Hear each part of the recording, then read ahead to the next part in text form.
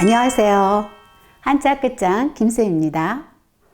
여러분 요즘 산과 들에 봄꽃이 만발하고 있는데요. 꽃놀이 갔다 오셨나요? 잠시 시간 내셔서 봄 기운도 확확 받아보시고 힘내시기 바랍니다. 오늘부터는 준 5급과 또 5급을 같이 공부해 보도록 할게요. 첫 번째로 빌공자로 시작을 합니다. 살펴볼까요? 빌공자. 이거는 구멍혈과 장인공자의 결합인데요. 이거 이제 어떠한 기구를 말하는 거죠. 어떠한 기구로 구멍을 파니까 어떻게 되어 있다? 비어 있다 해서 빌공자가 되겠습니다. 이 빌공자와 관련해서 살펴보면요. 공간이라는 게 있겠죠. 공간. 사이간자가 결합이 돼서 공간이 되겠습니다. 비어있는 사이의 공간이라는 뜻이겠죠.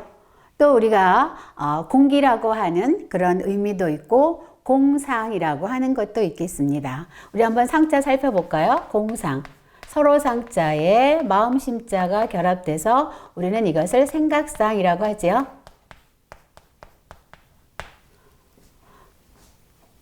이게 이제 그 서로 상자인데 나무가 서로 마주마주 바라보고 있다고 해서 서로 상자도 되고요. 또 멀리 내다보기 위해서 나무 위에 올라갔어요. 나무 위에 올라가서 멀리 내다보려고 바라봤는데 나도 아니고 다른 사람도 다 나무 위에 올라와 있어 멀리 바라보는 거예요. 그래서 서로 바라본다 해서 서로 상자, 거기에 이제 마음 심자가 결합이 돼서 자기의 생각을 나타내는 한자가 되겠습니다. 그래서 공상하게 되면 내 마음속에서 자기 나름대로의 어떤 상상을 하는 것을 우리는 공상이라고 하지요. 우리가 또 다음으로 살펴볼 한자는 기운기자가 되겠습니다. 기운기자요. 이것은 수증기나 구름이 올라가는 모양을 보고 만든 한자였죠. 여기에다가 이제 쌀미자가 결합이 돼서 쌀밥을 먹으니 기운이 난다 해서 기운기자입니다. 그 기운이 나니까 어떻게 해요? 힘도 생기겠죠? 그래서 우리가 기력하게 되면 힘력자를 써서 기력이 되고요. 또 어떠한 그 분위기를 나타낼 때 우리가 기운 이렇게 하죠. 거기 기운이 좀 이상해. 뭐 기운이 야릇해. 기운이 참 좋아. 이런 식으로 우리가 이야기를 합니다. 그럴 때 이런 자 있죠. 이 운전할 군사군자에다가 우리가 이렇게 시험시험 갈착을 붙여서 운전할 운자. 운전할 운자. 그래서 기운하게 되면 어떠한 그런 곳에 분위기를 말할 때 쓰이는 단어가 되겠습니다. 우리가 여기서 요것이 있죠. 이것이 군사군자예요. 군사군. 이 군사군자는 전차를 둘러싸고서 병사들이 싸운다라고 하는 의미에서 나온 군사군자가 되겠습니다. 여기에 이제 이 시험시험 갈착이 붙어서 운전할 운자가 되겠지요. 우리가 또 다음으로 살펴볼 한자는 농사, 농자가 되겠는데요. 한번 살펴볼까요? 이렇게 구불곡자지 여기에 이렇게 새벽신자가 결합이 돼서 우리는 이것을 농사농이라고 합니다. 이 농사농자는요, 이 밭전자가 겹쳐져 있는 모습이고, 여기에 요 자는 우리가 새벽신이라고도 하고, 십이지지에서 별진 이래서 이제 그 용을 나타내기도 하거든요. 여기에서 새벽에 밭에 나가는 사람은 농부다라고 하는 뜻이에요. 농부. 근데 농부가 하는 일은 뭐죠? 농사를 짓잖아요. 그래서 농사, 농자가 되겠습니다. 그러면 우리가 농부를 한번 가져가 볼까요? 이렇게 쓰면 농부. 그래서 농부가 되겠습니다. 또 농부들은 농사일을 하잖아요. 농사, 우리가 농사라고 하는 거 이렇게 한일의 입구에 우리가 손을 가리키잖아요. 그래서 한 사람이 손에 갈고리를 들고 일을 한다 해서 일사자가 되겠어요. 그래서 농사를 가져가시기 바랍니다. 또 이제 우리가 다음으로 살펴볼 한자는 빗색자가 되겠어요. 우리는 이 자를 빗색자라고 합니다. 빗색. 이 빗색자는요, 사람 인자와 그 다음에 이 병부절의 결합이에요. 이 병부절은 이렇게 굽어 있기도 하죠. 이 병부절은 뭡니까? 병부라고 하는 것은 옛날에 어떠한 그 병권과 관련해서 어떠한 것을 반으로 딱 잘라서 나중에 딱 맞춰보면 그것이 딱 맞잖아요. 그런 것처럼 얼굴의 빛은 내 마음속에 있는 어떠한 그런 그 마음의 변화, 이런 것들이 이 병부가 딱 맞는 것처럼 이 얼굴에 빛색이 딱 드러난다 해서 우리는 이것을 빗색자라고 합니다. 이 병부라고 하는 것은 그 병권하고 임금하고의 그 왕하고의 관련된 그런 거잖아요. 그리고 이 빗색자는 우리가 이제 얼굴을 나타내니까 얼굴빛도 나타내고 색채, 또 이제 낯빛을 나타내죠. 낯빛. 그래서 이 우리의 그 안색하고 관련이 되어 있으니까 안색을 한번 살펴볼까요? 이렇게 터럭삼에다 머리 혈자가 결합이 돼서 우리는 이것을 얼굴안 또는 낯이니까 나단 이라고 하거든요. 우리 얼굴은 이게 머리 혈자죠. 머리혈. 머리가 있고 이건 터럭삼이잖아요. 터럭삼은 머리카락도 의미를 하고 또 무언가를 꾸민다라고 하는 그런 꾸미다. 또 빛하고도 채색하고도 관련이 되어 있잖아요. 이것은 이제 그 굴바의 엄이 되고 여기에 설립자는 우리의 얼굴은 어디 있습니까? 맨 꼭대기에 우리 몸에서 신체의 맨 꼭대기에 있잖아요. 그래서 설립이 들어갔다라고 이해를 하시면 편하게 기억이 되실 겁니다. 그래서 안색을 가져가시기 바랍니다. 다음으로 살펴볼 한자는 심을식자가 되겠습니다. 심을식자요. 나무 목자에 그 다음에 고들직자가 결합이 돼요. 이렇게 고들직자. 우리는 이것을 심을식이라고 합니다. 심을식자.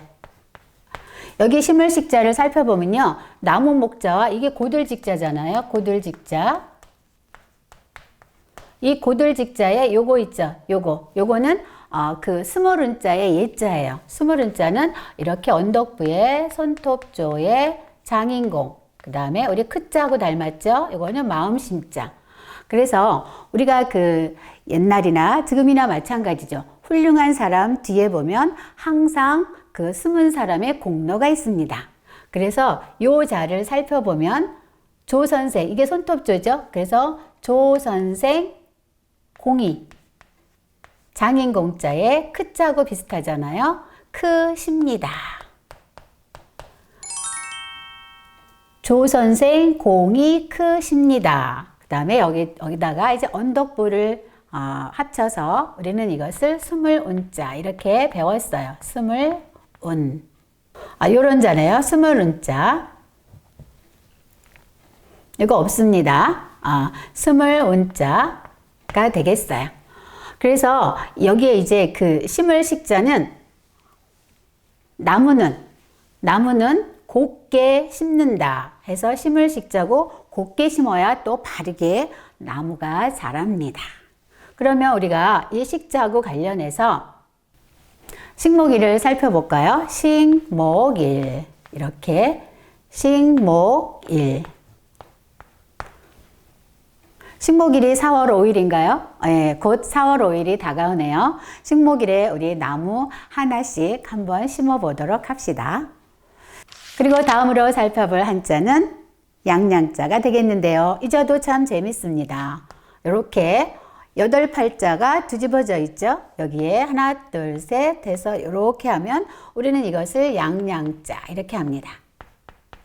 양의 모양을 보고 만든 한자지요. 요거는 양의 뿔이고 꼬리고 양의 몸뚱아리. 그래서 양양자가 되겠고요. 또 이제 그 양의 털을 갖다가 우리는 양모라고 하죠. 양모, 털모자 이렇게요. 또 양의 가죽을 우리는 양피라고 하죠. 이렇게 가죽피를 써서 양피 하게 되면 양의 가죽, 양모 하게 되면 양의 털. 이렇게 쓰니까 챙기시기 바랍니다. 다음으로 살펴볼 한자가 낫 오자인데요. 같이 한번 살펴보죠. 이렇게 쓰죠. 이렇게 써서 우리는 이것을 낫오.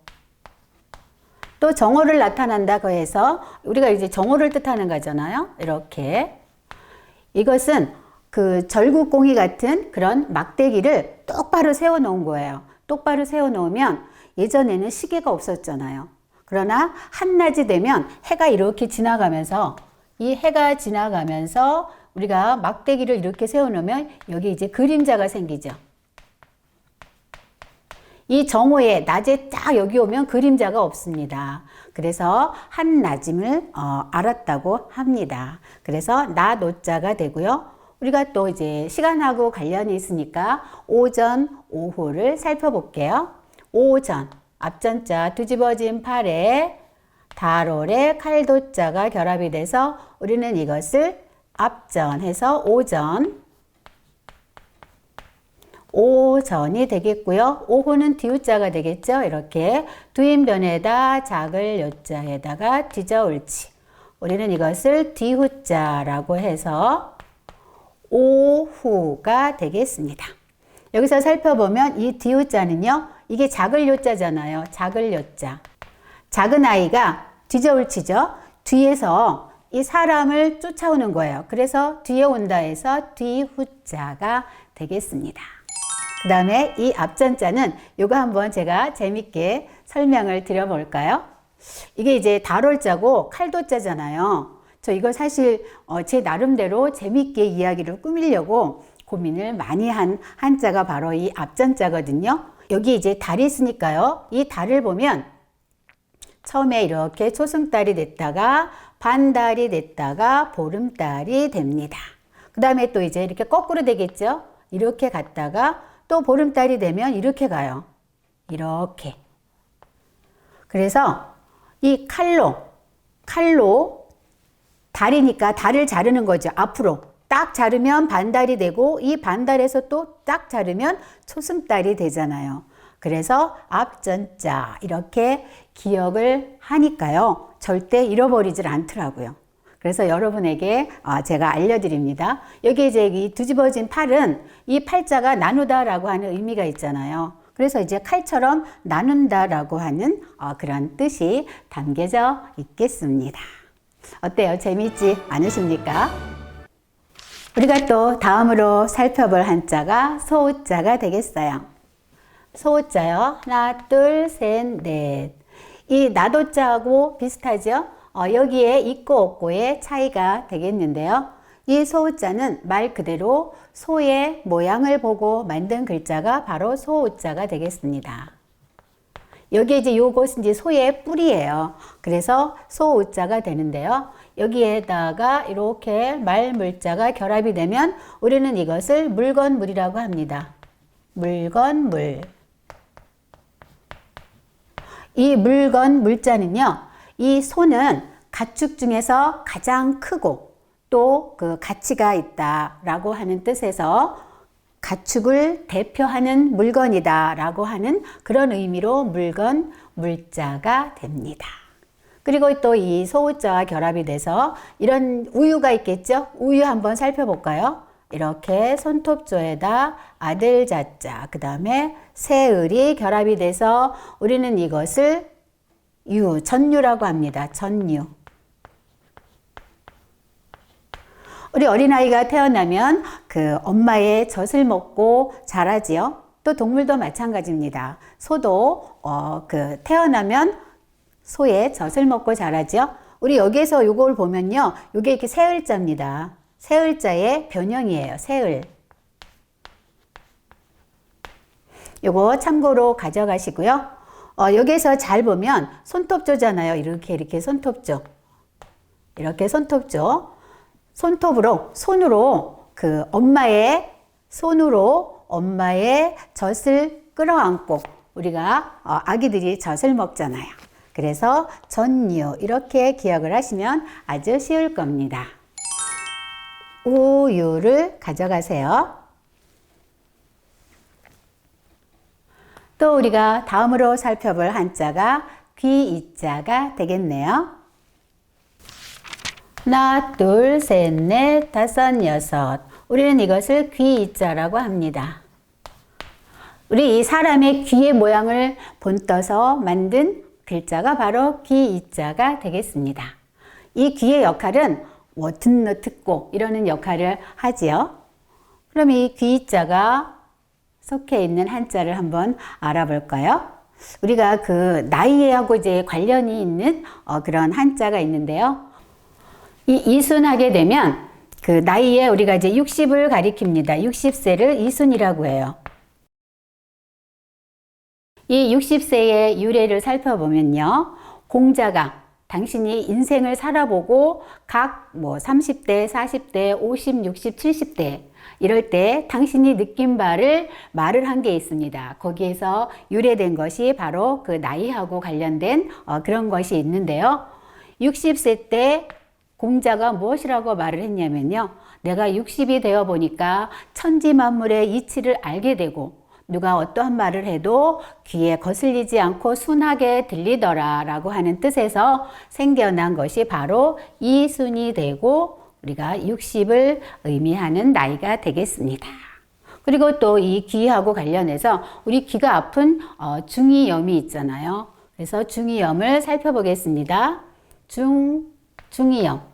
가운데 중자에 귀자. 그 다음에 불꽃 염자가 되고요. 우리는 이것을 중이염. 이 불꽃 염자잖아요. 우리가 어디에든 이 몸속에 염증이 생기면 몸이 막 뜨끈뜨끈하면서 무엇이 막 확 욱신욱신 하잖아요. 그래서 불이 난 것처럼 꽃이 핀다 해서 불꽃 염자가 되겠습니다. 중이염 가져가시기 바랍니다. 오늘은 여기까지고요. 한자 끝장 김쌤이었습니다. 여러분, 아까 제가 서두에도 말씀드렸지만 날씨가 화창합니다. 밖에 나가서 따뜻한 봄 기운도 한껏 느껴보시기 바랍니다. 저는 다음 시간에 여러분을 찾아뵙겠습니다. 감사합니다.